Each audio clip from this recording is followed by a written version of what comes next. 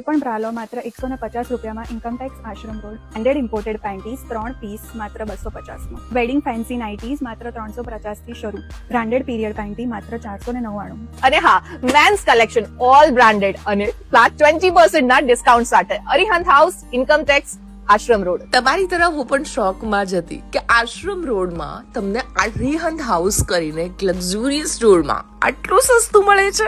Literally જી હા, આ બધી જ બ્રાસ જે તમે જોઈ રહ્યા છો 150 રૂપીઝની છે.